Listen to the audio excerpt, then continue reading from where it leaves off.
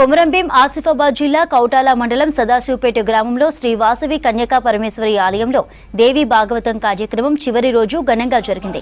9 రోజుల పాటు జరిగిన ఈ కార్యక్రమంలో ఇవాళ చండీ హోమం నిర్వహించారు.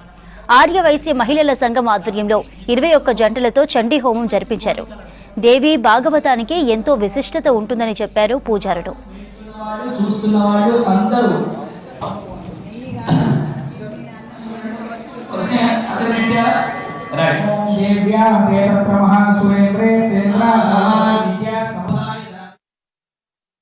కౌటాల గ్రామంలో గత 9 రోజులుగా శ్రీ కన్యకా పరమేశ్వరి అమ్మవారి యొక్క అనుగ్రహం కొరకు కౌటాల మండల ఆర్యవైశ్య సంఘం వారి యొక్క ఆధ్వర్యంలో దివ్యమంగళంగా శ్రీమద్ దేవీ భాగవత జ్ఞానయజ్ఞాన్ని నిర్వహించడం జరిగింది.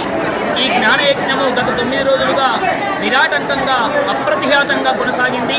ఈ జ్ఞానయజ్ఞంలో కౌటాల మండలంలో ఉన్నటువంటి అనేక మంది వైశ్యులు అలాగే ఇతర భక్త బృందములు అందరూ పాల్గొని ఆ అమ్మవారి యొక్క అనుగ్రహానికి పాత్రులైనారు.